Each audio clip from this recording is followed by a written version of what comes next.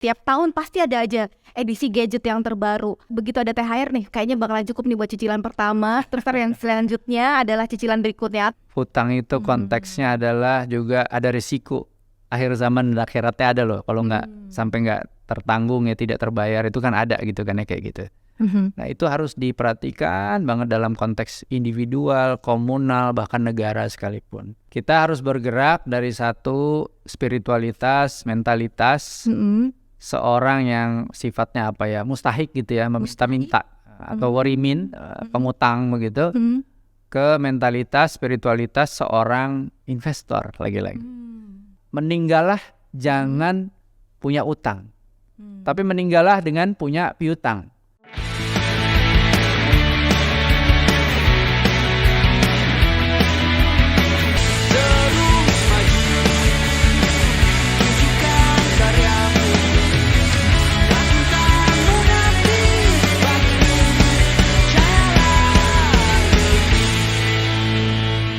Akuntan Indonesia, selamat datang di IAI Podcast, Bincang Santai IAI bersama saya Alfri Nur Arifina.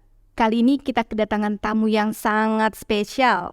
Beliau sering tampil di berbagai TV nasional. Ayo, ada yang tahu nggak siapa? Nah, beliau ini adalah seorang akuntan sekaligus ekonom syariah nasional, anggota Dewan Standar Akuntansi Syariah Indonesia, dan juga anggota Dewan Syariah Nasional Majelis Ulama Indonesia. Selain itu, beliau juga anggota Dewan Pengawas atau Dewan Penasihat Syariah di beberapa lembaga keuangan syariah. Siapa lagi kalau bukan Bapak Muhammad Gunawan Yasni. Halo Pak Yasni, apa kabar? Baik, Alhamdulillah. Mbak Alfri, Assalamualaikum warahmatullahi wabarakatuh. Waalaikumsalam warahmatullahi wabarakatuh. Nah, kebetulan bentar lagi THR turun ya. THR turun tapi nggak butuh waktu yang lama untuk generasi milenial termasuk kita. Kalau udah THR turun ini cuman butuh waktu H+5 lah ya. Biasanya tuh udah langsung ludes, habis gitu ya Pak Yasni ya. Karena biasanya itu sudah ada shopping listnya. Ada baju baru, HP baru, gadget baru, bahkan dari atas sampai bawah nih, dari jilbab terus sampai baju dan bahkan sepatu pun itu juga semua ikut baru. Bahkan kalau pas lagi salaman nih, kalau bisa nih ibu-ibu nih, hai apa kabar, itu gelang tuh berincing semuanya bunyi ya. Itu gimana tuh Pak Yasni, gimana tuh kalau misalnya untuk menyikapi THR ini supaya nggak langsung habis, ludes ya, tabungan aja nggak sempet apalagi untuk investasi, itu gimana tuh menurut Pak Yasni? Baik, kita mulai dengan Bismillahirrahmanirrahim. Bismillah, alhamdulillah, la haula wala quwata illa billah, Allahumma sholli ala Muhammad wa ala ali Muhammad wa ba'd. Mbak Alfri dan kawan-kawan semua yang ada di podcast IAI. Nah, jadi hal pertama yang ketika kita terima THR harus dilakukan itu adalah kita harus tunaikan dulu social responsibility-nya. Ya, ingat bahwa Allah melalui Rasulnya Muhammad SAW menyampaikan bahwa dari yang bersih yang menjadi penghasilan kita nih ya, itu ada hak berapa besarnya? 2,5% ya, yang menjadi sesuatu yang harus kita tunaikan kepada siapa? Kepada mereka-mereka yang tidak meminta-minta. Siapa tuh mereka-mereka yang tidak meminta-minta itu gitu ya? Nah, itu udah disebut juga gitu, ada 8 asnaf ya. Ini 7 diantaranya itu penting. Karena kalau kita cermati misalnya ya, dalam Undang-Undang Dasar 1945, di situ ada tuh asnaf yang disebutkan, yaitu asnaf ya. Jadi asnaf itu orang-orang yang mungkin dia tidak benar-benar meminta-minta gitu, tapi dia berhak memperoleh tadi itu bagian dari THR yang 2,5% minimal tuh ya.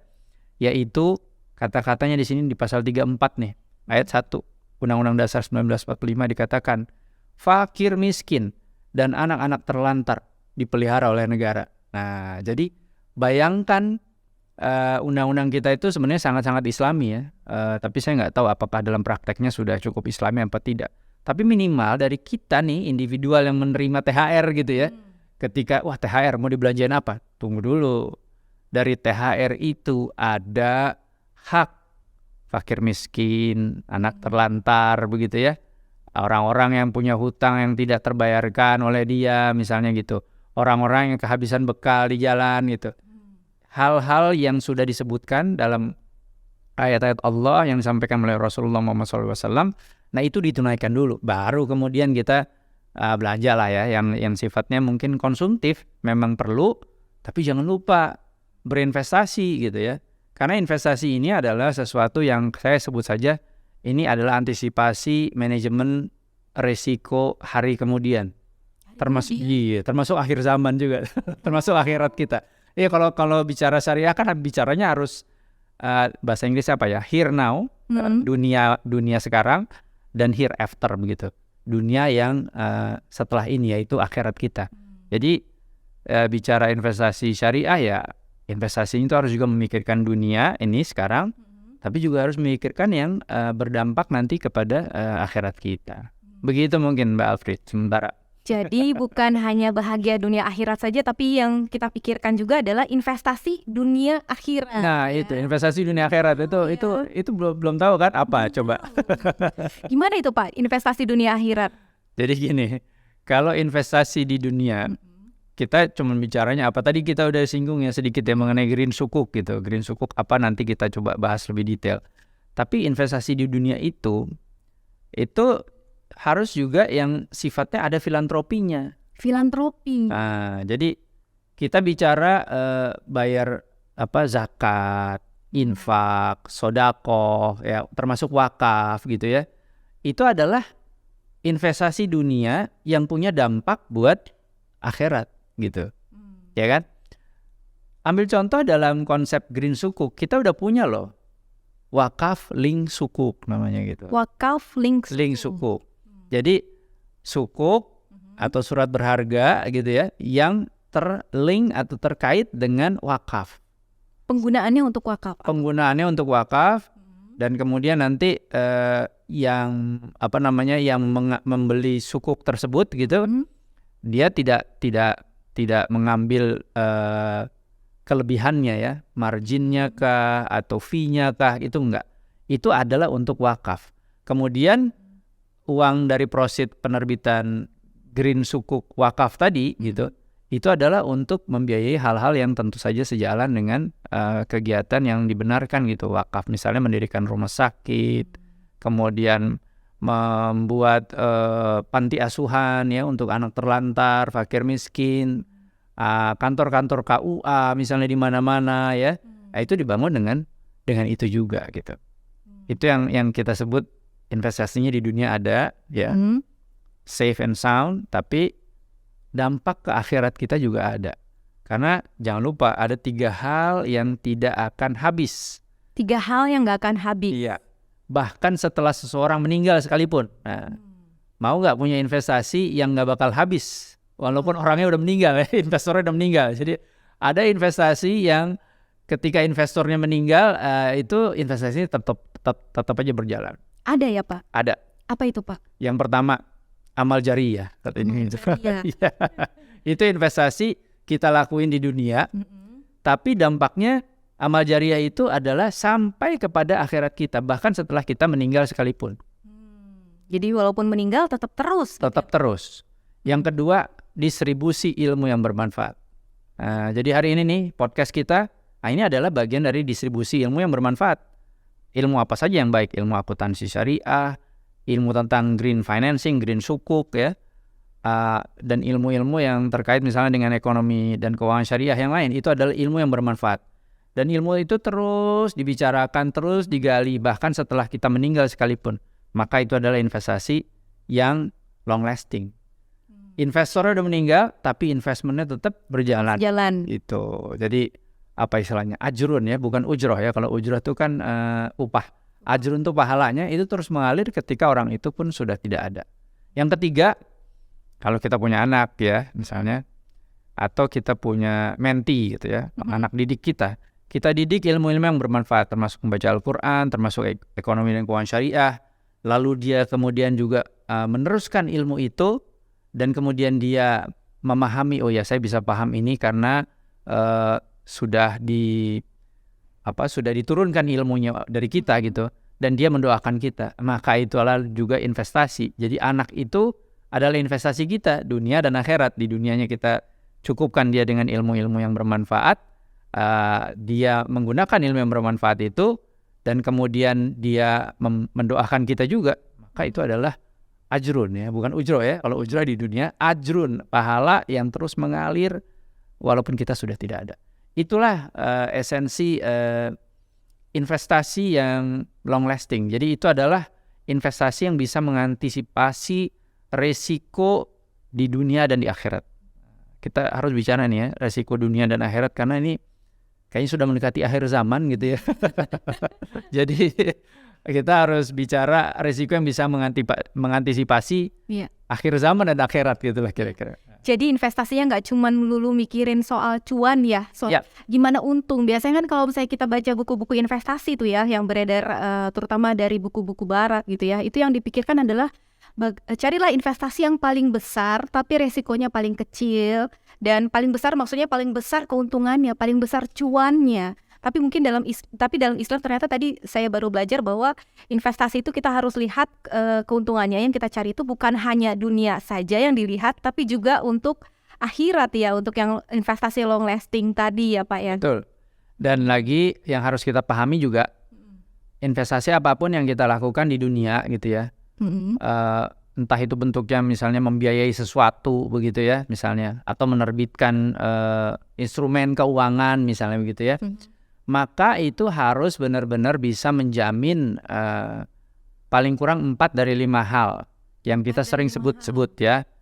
4 dari 5 hal itu maqasidus syariah kita katakan. Maqasidul syariah. Maqasid syariah itu yang pertama menjaga agama ya. Hifzuddin katanya gitu ya. Yang kedua menjaga akal, hifzul akal. Yang ketiga menjaga diri kita, hifzun nas katanya. Yang keempat menjaga anak keturunan kita, hifzun nasab atau hifzun nasl katanya gitu. Yang kelima baru hifzul mal. Hifzul mal itu menjaga kekayaan. Nah, yang kelima ini kan menjaga kekayaan kan, jangan sampai misalnya kekayaan kita habis, hutan kita habis misalnya gitu. Lalu nanti tidak tersedia lagi air dan buah-buahan misalnya di hutan. Jadi investasi kita itu tentu harus menjaga itu gitu. Menjaga kelestarian alam, menjaga anak keturunan kita supaya kalau kita investasi misalnya bangun jembatan dan lain-lain, jangan sampai kemudian merusak hutan gitu kan, yang nanti tidak bisa diwariskan lagi kepada anak cucu kita misalnya begitu. Karena amanahnya adalah menjaga juga nasab gitu kan. Jadi setelah harta, yang kelima tadi, yang keempat adalah nasab, yang ketiga itu adalah menjaga diri kita. Karena kalau alam ini rusak gitu ya, dari pembiayaan kita atau instrumen keuangan yang kita keluarkan untuk membiayai pembangunan proyek yang ada itu, maka diri kita juga rusak kan. Ada polusi gitu kan ya, ada macam-macam lah gitu ya. Lalu ya kalau membangun sesuatu itu harus masuk akal gitu ya enggak? Kalau membangun sesuatu tidak masuk akal, misalnya membangun sesuatu yang biasa-biasa aja misalnya dengan mengeluarkan satu instrumen keuangan yang heavy in debt gitulah kalau kita bilangnya ya, banyak utangnya gitu. Terus kemudian menghasilkan sesuatu yang kita sebutlah hutang tak terbayar gitu misalnya. Hutang tak terbayar itu sampai ke anak cucu kita, itu kan berarti kita tidak menjaga akal sehat kita gitu kan di situ kan. Padahal doa kita nih selalu nih, salah satu penggalan doanya itu biasanya kalau bulan puasa kan pada ini semua ya, soleh dan solehah semua. Amin Allah. Doanya selalu gini, apalagi terkait THR gitu ya. THR tuh ingat THR tuh harus dipakai dulu buat bayar kewajiban ya, sebelum kita pakai buat yang lain-lain. Karena doa kita adalah Allahumma inni a'udzubika min ghalabatid dain wa qahrir rijal. Ya Allah, aku berlindung dari hutang yang tidak terbayar dan dari pihak-pihak yang suka menekan atau sewenang-wenang. Jadi kalau kita punya hutang sampai tak terbayar apalagi, itu pasti ada orang zolim dah, ada orang sewenang-wenang sama kita. Nah ini dalam konteks individual, dalam konteks komunal, bahkan dalam konteks negara, ini berlaku. Berarti nih guys, kalau udah terima THR, tunaikan dulu kewajiban, termasuk zakat tadi dan juga bayar utang ya. Jangan kalau pas lagi mau ngutang baik ya, terus langsung lemah lembut, tapi pas giliran ditagih lebih galak daripada yang ngasih utang ya. Coba tolong diingat-ingat lagi, tadi sudah disampaikan doanya oleh Pak Gunawan Yasni, cara doa untuk mencegah diri dari hutang. Bagi yang masih ada kredit KPR, kredit bank, kredit mobil, kredit macam-macam, silahkan amalkan dan hafalkan betul. doa ini ya. Tapi jangan bertentangan. Jadi minta sama Allah misalnya gini, Allahumma inni a'udzubika min ghalabatid dain wa qahrir rijal. Doanya adalah ya Allah lindungi aku gitu kan dari hutang yang tak terbayar. Tapi mindsetnya nih nggak jaga akal, dia pikir gini, gimana caranya ya bisa punya mobil? Mau nggak mau harus ngutang. Gimana caranya ya punya motor, punya rumah? Kalau mau nggak mau harus ngutang gitu kan? Nah, bayangin kalau setiap individu berpikir kayak gitu, antara doa yang dia panjatkan kepada Allah Subhanahu wa taala dalam konteks instrumen dan keuangan syariah itu bertentangan dengan mindset dia gitu. Jadi itu jangan sampai kita berdoa memohon kepada Allah tapi melakukan sesuatu yang bertentangan dengan itu. Dengan doa kita sendiri Ya, ya. Terinspirasi banget nih. Jadi baru mungkin di antara teman-teman nih ada yang pengen banget punya iPhone ya, atau gadget yang terbaru nih. Tiap tahun pasti ada aja edisi gadget yang terbaru.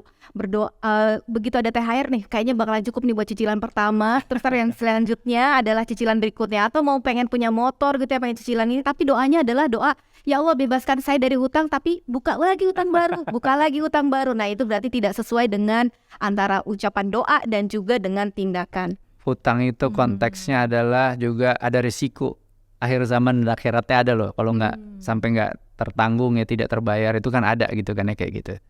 Nah itu harus diperhatikan banget dalam konteks individual, komunal, bahkan negara sekalipun. Sehingga kita dalam mengambil kebijakan itu benar gitu ya. Tidak menyebabkan diri kita apalagi orang lain itu sampai harus menanggung hutang yang sulit untuk terbayar gitu. Bayangkan misalnya saya sebagai kepala keluarga, saya menetapkan kebijakan misalnya berutang gitu kan, yang kemudian hutang itu tidak sanggup saya bayar di masa hidup saya dan harus dilanjutkan kepada, jadi saya mewariskan bukan kekayaan kepada anak cucu saya, tapi mewariskan hutang. Ngeri banget. Masya Allah, jangan sampai ya, na'udzubillah min zalik. Berarti harus apa adanya dong Pak, berarti kita nggak bisa ngikutin gaya hidup. Ya ampun kalau yang lain ngeliat nih pengen, aduh pada punya gadget baru, jam baru, aduh bahkan nih kalau bisa nih kalau dari emak-emak nih ada kerudung baru modelnya warna-warni, berarti nggak bisa gitu dong ya Pak? Iya, kita harus bergerak dari satu spiritualitas, mentalitas seorang yang sifatnya apa ya, mustahik gitu ya, meminta-minta atau warimin, pengutang begitu, ke mentalitas, spiritualitas seorang investor lagi-lagi. Seorang investor atau seorang kreditur bahkan gitu ya kalau mau pakai istilah yang lebih umum. Karena sebagai pemberi pinjaman atau sebagai yang investor tadi, itu punya kesempatan untuk memitigasi risiko akhir zaman dan akhirat itu lebih besar. Misalkan gini ya, saya dimintain memberikan utang lah gitu kepada siapa saja, ada banyak orang gitu ya. Maka yang saya lakukan biasanya adalah di bulan puasa ini gitu, saya call orang itu. Biasanya kan kalau orang punya utang kan ngerasanya kayak terbebani gitu ya, sama kita gitu kan, malu karena belum bisa bayar dan lain-lain. Saya panggil baik-baik, saya call, ama gimana, apa baik-baik saja. Nah saya teringat oleh hadis Rasulullah Muhammad SAW yang tadi, saya berat nih, saya belum bisa bayar utang. Oke, hari ini saya ikrarkan saya bebaskan semua dari utang-utang Anda kepada saya. Ya tapi tolong jangan terus tiap buka tiap utang baru. Ramadan utang lagi, enggak gitu ya. Tapi dari sisi saya sebagai seorang investor amal jariah tadi gitu ya, atau seorang kreditur amal jariah tadi, ketika saya membebaskan orang itu dari utang-utangnya, itu sama artinya secara pahala begitu besar seperti saya mengislamkan seseorang. Atau saya memerdekakan budak gitu ya. Masya Allah. Maka meninggallah jangan punya utang, tapi meninggallah dengan punya piutang. Dan berwasiat kepada anak cucu kita, ayah atau ibu punya piutang dengan banyak orang itu misalnya. Mereka belum bisa bayar sampai sekarang. Ini ayah atau ibu sudah mulai sakit-sakitan. Jadi kalau sampai ayah atau ibu meninggal, tolong dikubur, tolong diikrarkan bahwa mereka dibebaskan semua dari hutang-hutang mereka kepada ayah atau ibu. Karena itu adalah jalan ayah atau ibu ke jalan tol ayah atau ibu ke surga. Karena pahalanya sama dengan mengislamkan seseorang ataupun memerdekakan budak. Begitu. Luar biasa nih, benar-benar Jadi baru investor nih, syariah ya. Jadilah jadi investor syariah gitu. Jangan jadi mustahik, jadi orang yang minta-minta, atau orang yang gorimin berhutang, jangan.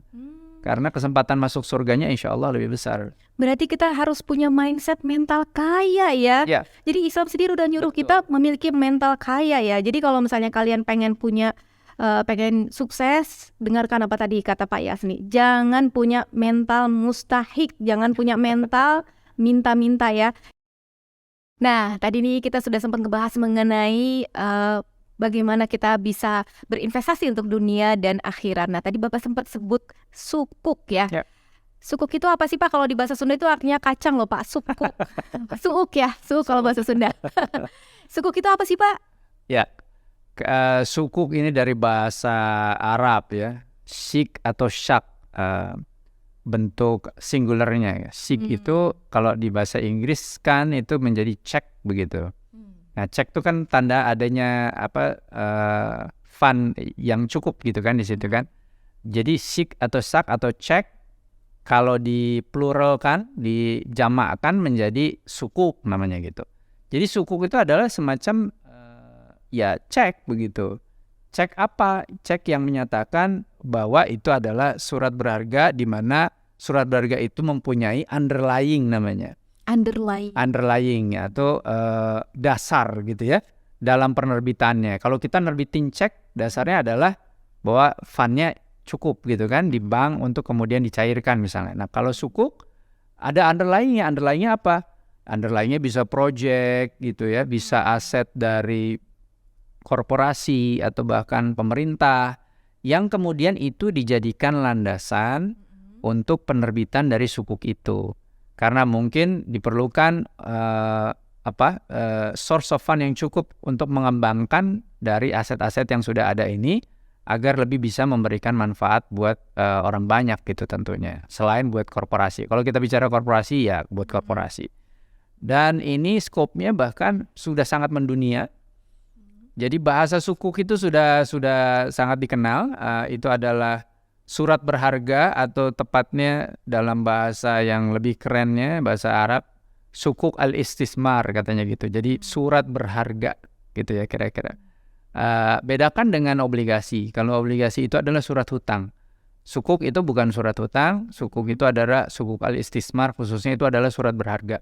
Di mana di situ ada underlying yang menjadi dasar dikeluarkannya sukuk itu. Jadi kalau surat utang kan ya pokoknya itu cuman IOUs gitu ya kalau dalam peristilahan di ekonomi dan keuangan. Pokoknya itu adalah bukti saya berhutang atau bahasa hukumnya grossa akta, pengakuan hutang gitu. Ini bukan, ini adalah surat berharga.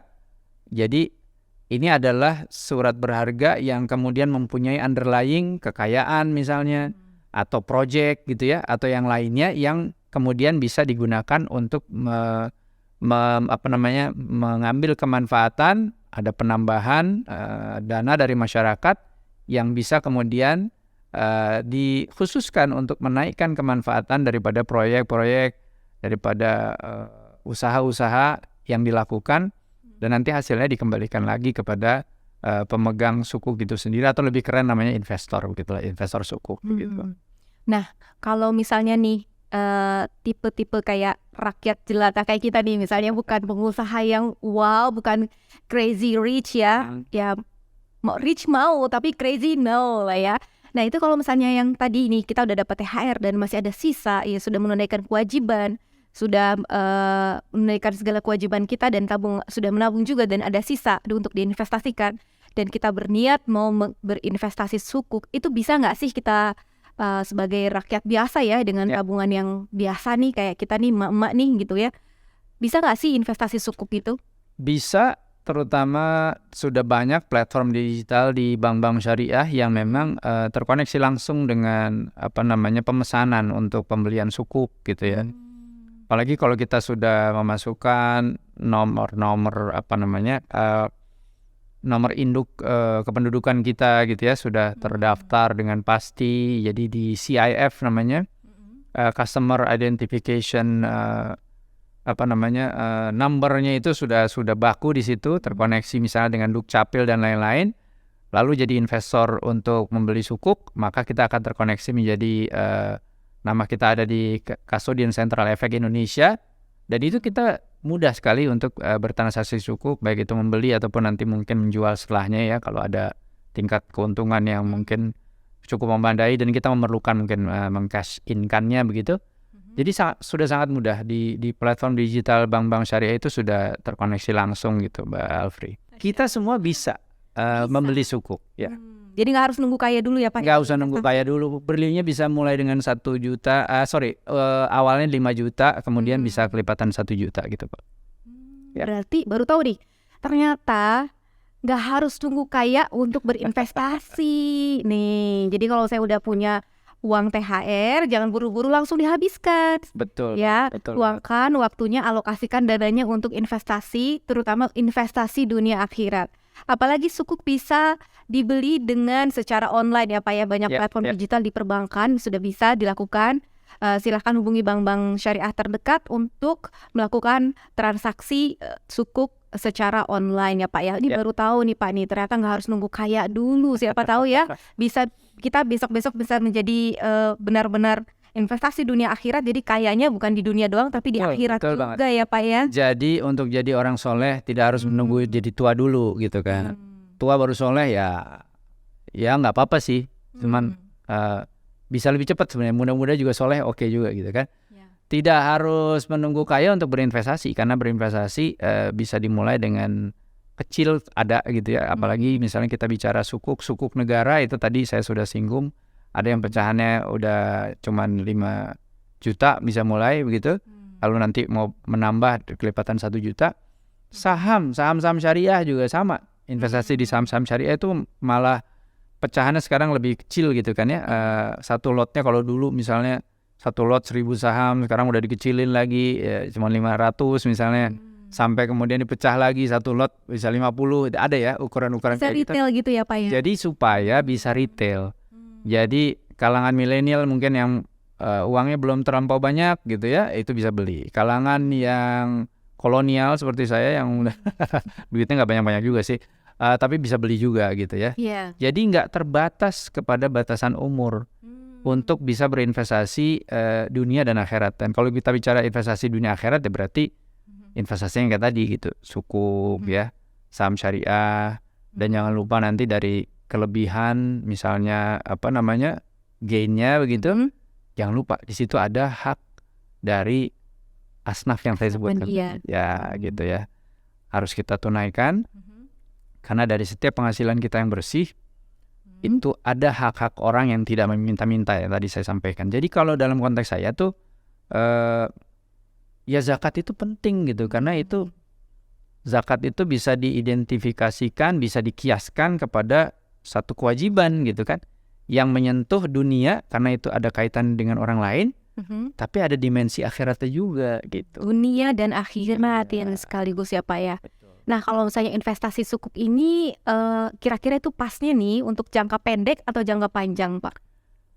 Dia bahkan sudah teridentifikasi dengan ada untuk jangka pendeknya, ada untuk jangka panjangnya, ada untuk jangka menengahnya. Karena kalau kayak sukuk retail itu bisa untuk tahunan. Bagi hasilnya atau fee-nya, ijarah fee-nya atau wakalah fee-nya ya, tergantung dari jenis akad tadi yang saya sampaikan ada 3 gitu kan ya, ada ijarah, ada wakalah, ada mudharabah. Itu tenor tuh maksudnya masa jangka waktunya itu ada yang cuma setahun. Jadi ada yang disebut sukuk tabungan itu cuma setahun. Bagi hasilnya atau wakalah fee-nya atau ijarah fee-nya kita bisa tiap bulanan terima. Lalu ada yang lebih jangka panjang misalnya, itu sukuk retail tuh agak lebih panjang, itu untuk jangka waktu 3 tahunan gitu ya. Nah kalau mau yang lebih panjang lagi ada juga yang kita sebutnya sukuk saja gitu, tapi ya biasa beli itu korporasi biasanya gitu. Nah itu untuk jangka yang lebih panjang, jadi 5-7 tahun. Tentu memberikan imbalan yang jauh lebih tinggi lah ya, tergantung dari Yang jangka waktu. panjang itu ya, semakin panjang semakin tinggi imbalannya. Ya. Wah, kita udah tahu nih mengenai sukuk. Nah, sekarang nih Pak, apa yang dimaksud dengan green sukuk? Tadi kan sudah sempat dibahas nih mengenai green sukuk sedikit nih Pak ini. Apakah sukuk yang warnanya hijau atau gimana nih Pak? Ya. Jadi kalau kita bicara green, itu pasti satu hal yang mengacu kepada pelestarian alam gitu ya. Lalu pelestarian dari anak keturunan kita nanti seterusnya. Jadi green sukuk adalah sukuk yang dikembangkan dengan sebuah green framework. Nah, green framework sendiri itu adalah sesuatu yang sejalan dengan maqasidus syariah yang saya sudah jelaskan, karena menjaga agama, menjaga diri, menjaga akal, menjaga anak keturunan, menjaga harta benda, itu kan sejalan kan dengan pelestarian alam. Kalau alam ini rusak ya gimana kita mau menjaga keturunan kita, menjaga harta benda kita gitu kan, menjaga diri kita aja sulit gitu kan. Sesungguhnya Indonesia sudah menjadi penerbit terbesar dari green sukuk di dunia. Masya Allah, Kita terbesar. Kita nomor 1 karena belum ada satupun negara lain yang mampu menerapkan konsep green framework itu. Walaupun biasanya rame-rame seperti Amerika, Inggris itu yang bilang, oh ini dong kita pakai konsep jangan merusak alam dan lain-lain gitu ya. Iya. Tapi pemerintahnya yang paling berani itu pemerintah Indonesia baru. Dan itu kita sudah lakukan sejak 2018 ya, sampai dengan sekarang begitu. Masya Allah, luar biasa sekali ya pemerintah Indonesia ini. Kita harus terus dukung pemerintah Indonesia dalam menerbitkan green sukuk untuk mendukung mitigasi dan perubahan iklim. Kalau sukuk dibandingkan sama emas nih, kira-kira gimana nih Pak Yasni? Ya, ada masa-masanya. Jadi kalau kita memang ingin, kita sebut saja hedging untuk kepentingan satu ibadah yang sifatnya agak jangka panjang gitu ya. Misalnya mau ibadah haji lah contohnya gitu. Kalau saya pribadi dari dulu gitu, untuk saya, untuk keluarga saya menabung haji itu saya lebih suka dengan menabung emas saja. Karena nilainya itu kira-kira setara lah, kita mau apa sebut ONH biasa misalnya gitu ya. Itu cukup misalnya dengan cuman 150 gram. Tapi kalau saya biasanya nabung emas untuk haji itu saya lebihkan gitu. Jadi 300 gram lah, 280 sampai 300 gram itu cukup untuk haji yang ONH plus. Nah, kalau kita nabung dengan sukuk, ya itu kan dalam rupiah ya, biasanya tetap dalam rupiah. Atau ada sukuk falas juga. Kita bisa nabung dengan valuta asing, misalnya US dollar gitu. Boleh juga. Tapi lagi-lagi dengan berjalannya waktu, mereka ini tidak mempunyai, mereka ini maksudnya rupiah ataupun US dollar begitu, tidak mempunyai natural hedging against misalnya inflasi dan lain-lain gitu. Tapi emas stabil gitu ya. Jadi untuk ibadah-ibadah gitu sih mendingan menurut saya nyimpan di emas aja dulu, nanti lunasin segera gitu ya. Cukup insya Allah. Apa pesan-pesan untuk generasi milenial ya, khususnya para akuntan Indonesia, tidak hanya dalam berinvestasi saja nih Pak Yasni, tapi juga bisa bahagia dunia akhirat dan juga bisa menerapkan tadi yang sudah disampaikan oleh Pak Yasni. Silakan Pak Yasni. Ya, jadi kalau kita coba buka misalnya surat Al-Baqarah, surat yang kedua di Al-Quran, ayat 222. Ya, ini numerologi ya. Al-Quran surah 2 ayat 222. Di situ Allah katakan, Bismillahirrahmanirrahim, Innallaha yuhibbut tawabin wa yuhibbul mutatahhirin. Allah itu mencintai orang yang bertobat dan mensucikan kembali dirinya. Tawabin, mutatahhirin, gitu ya. Mutatahhirin ini kata-kata yang suka kita pakai juga kalau habis berwudu biasanya gitu ya, atau habis mandi gitu misalnya. Allahumma ja'alni minat tawabin minal mutatahhirin, kita bilang gitu. Selalu doanya gitu. Kenapa? Karena Innallaha yuhibbut tawabin wa yuhibbul mutatahhirin. Allah itu mencintai orang yang bertobat dan mensucikan kembali dirinya. Bukan orang yang banyak ibadah mahdohnya gitu ya, banyak sodakohnya ya itu juga. Tapi yang ultimate adalah orang yang senantiasa bertobat. Nah kalau orang senantiasa bertobat pasti punya salah dong. Iya. Nggak mungkin orang pemimpin mana atau merakyat mana yang pokoknya saya yang benar gitu. Kalau udah kayak gitu nggak akan dicintai Allah. Pemimpin yang saya yang benar, masyarakat yang salah, itu nggak akan dicintai Allah. Karena Allah mencintai orang yang bertobat. Orang salah aja yang lain, wah kayaknya saya punya salah nih, saya mohon ampun kepada Allah. Nah itu ciri-ciri orang yang dicintai Allah. Lalu orang yang senantiasa mensucikan kembali dirinya. Mensucikan kembali dirinya itu maksudnya selalu mengupdate dirinya, wudunya terjaga, pikirannya jernih, ya kan? Terinformasi dengan baik dengan hal-hal baru misalnya. Jadi orang yang mutathahirin, yang senantiasa mensucikan kembali dirinya itu adalah orang yang selalu melakukan update dan upgrade. Update dan upgrade. Nah, sebagai akuntan, auditor harus ada updating dan upgrading kan selalu kan? Itu adalah dalam konteks mutathahirin yang senantiasa mensucikan kembali dirinya. Baru kita menjadi orang yang dicintai Allah. Gitu. Jadi kalau orang mau dicintai Allah, dikayakan sebelum dia punya kekayaan kekayaan harta benda yang banyak pun dia sudah kaya gitu, maka senantiasa jadilah orang yang senantiasa memelihara rasa bersalah sehingga senantiasa bertaubat.